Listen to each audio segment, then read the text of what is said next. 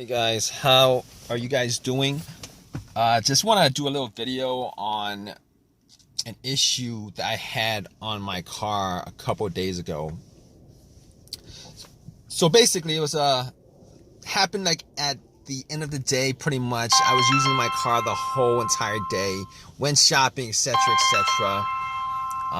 Went to the Home Depot, parked it there, went in, grabbed some stuff, came out, got into my car, tried to start it, and did not start. It didn't crank.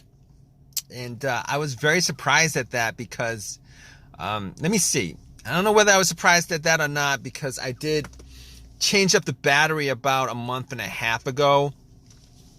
So I was a little bit surprised that happened, because I had that issue happen about a month ago when I had to go out and change up the battery. Pretty much the same situation, kind of, but kind of not. So basically, everything worked, kind of like the same situation as a month ago. Everything worked in the car.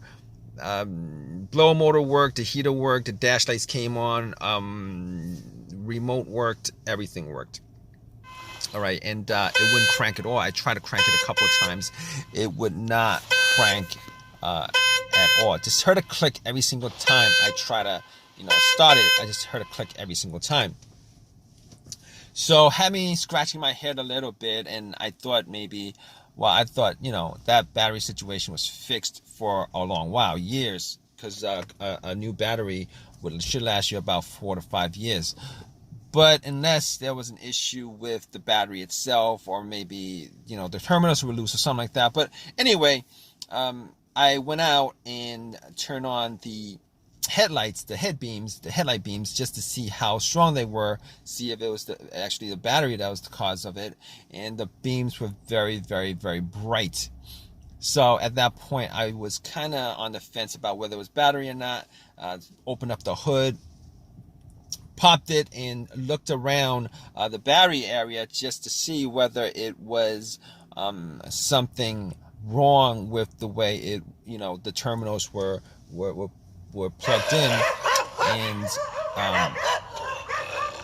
I was looking at it, and the terminals were a little bit dirty.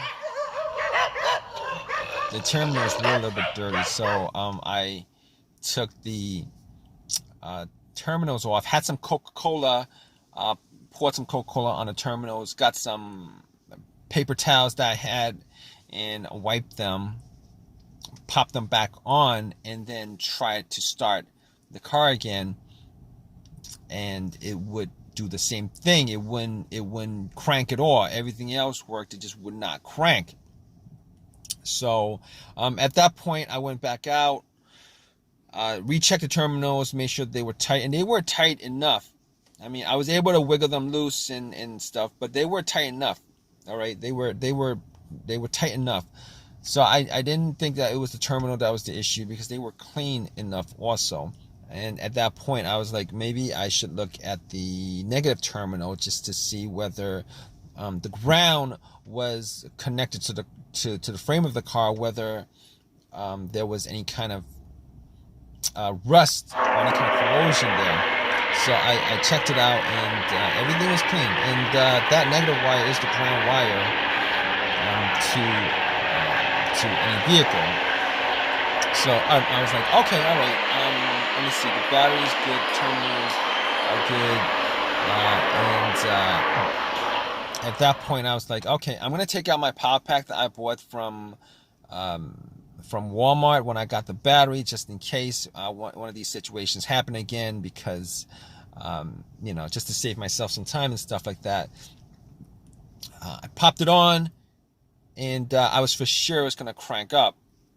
All right, and I tried to start it, and nothing. Same thing, click, didn't do a single thing. So at that point, I was able to rule out the battery altogether, and I was able to rule out the alternator being the cause of the problem. And the reason why I was able to rule out the alternator being the cause of the issue pretty much is this. If there was an alternator issue that was causing a problem with the car not being able to charge the battery, etc., just jumping it would have just jumped you know, it would have cranked over, it would have ran, etc., etc. But obviously, I'm making this video, you know, that didn't happen. So I was like, okay, that's probably not the issue at all. So I was able to rule out the alternator, the battery, the ground wires, the terminals, which for the most part, many times, those would be the main issue of something like this. So at that point, I was scratching my head over it. I was thinking, what else could it be? I mean, could it possibly be, you know, something wrong? And I did have a check engine light, and I know that check engine light was for emissions. All right. But I had an OBD2 reader, you know, one of these $19 OBD2 readers that you can get at Walmart, and I plugged it in. I'm pretty sure it wasn't anything as far as, you know, the computer was concerned, but just to make sure, I plugged it in and ran the OBD2. It ran straight through, read it. Obviously, that check engine light for emissions popped up, but nothing else popped up. So at that point, I was able to rule out a bunch of other things. The computer itself, I was able to rule out, since it actually read the whole entire ECU, the car's computer. It was able to read that, so I could just rule that out. I was able to rule out anything else that may have a sensor that would cause it, but I'm pretty sure with a no start, no crank situation, it really doesn't have that much to do with sensors, as far as the mass airflow sensor, the throttle position sensor, crankshaft, and all that stuff, because normally those things going out, it would actually create a situation where you could crank up your car, but you just wouldn't be able to start it. So anyway, at that point, I was left with a couple of things. That I could try to figure out whether, you know, whether I could fix it or not. And a couple of those things would be the fuses and the relays. Now, I opened up the fuse box and, you know, checked out the fuses just to make sure that there weren't any kind of brownish tint to any of the fuses, just to give an indication that fuse was blown. I wasn't able to smell anything that was burned, though. So basically, I knew that it wasn't, you know, that, and I couldn't pick it up. I didn't have a fuse tester with me, so I couldn't pick it up if any of the fuses had issues. But from eyesight alone, I could tell that none of them were probably the problem. But I can recall two cases where I've had issues with this kind of situation, where I had a no crank, no start, where the fuse was the cause of it. One of those situations was with an Acura, and the main fuse of that car was blown. The main fuse of that vehicle was blown, and it pretty much caused an absolute power outage throughout the whole entire car. In that situation, there was absolutely no power at all inside the car, as if the terminals were taken off the battery. And once I changed up that main fuse, everything started up again, everything worked, everything was good.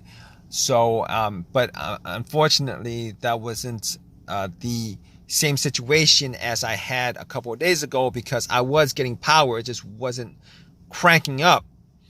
And the other situation with a fuse I had was with another vehicle that I had, and that situation was with the car, not the car cranking but not starting, and that situation was a result of a fuse to the fuel pump, or to the ECU, the car's computer. And once I swapped those out, it had no problem starting.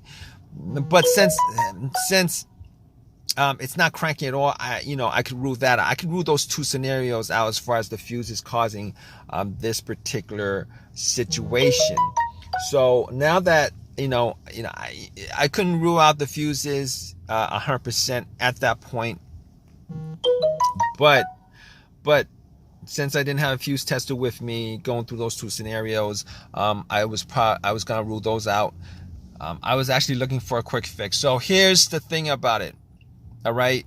Now after that, there's only a couple things that I could think of that could cause that situation, generally speaking. All right. The starter or the relays.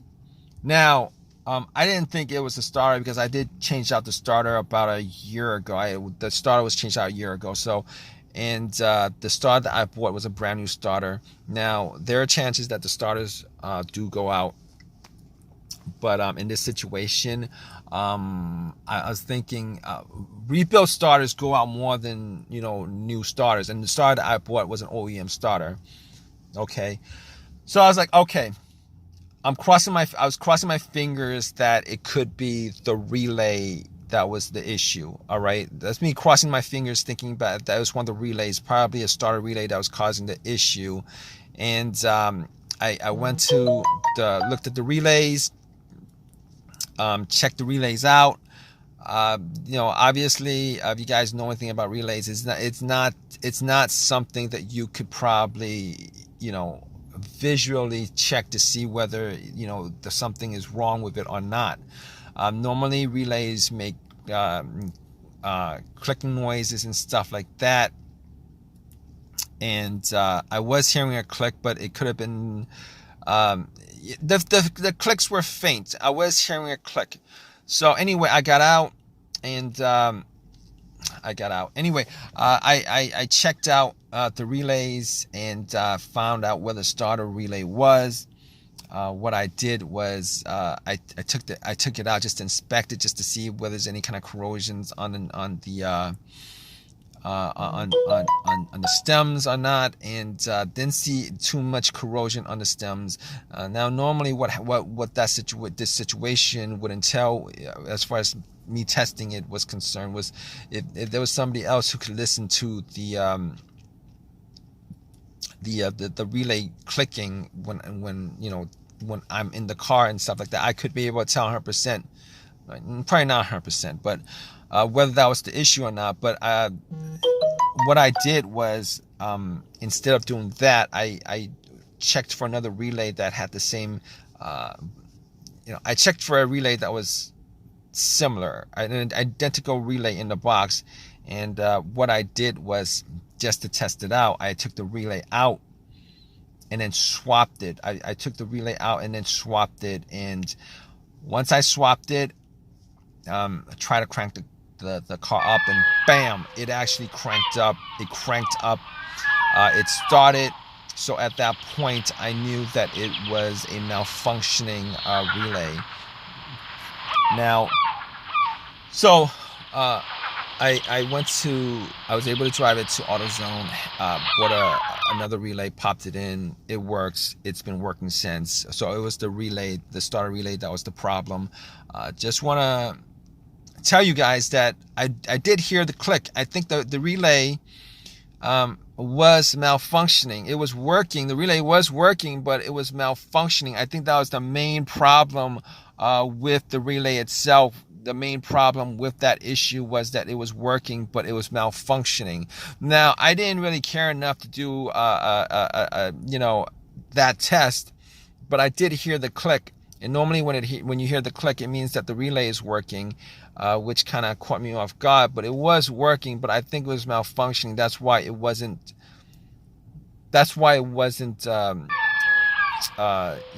starting the vehicle, starting the car. So at that point, if you guys are in this situation, I'm sure you guys are, if you guys are watching this video, if you guys want a quick fix for it, Hopefully you guys do get one of these quick fixes like I had. Pretty much what you guys could do is go down the list of stuff that I eliminated, as far as everything I eliminated before getting to what the main problem was.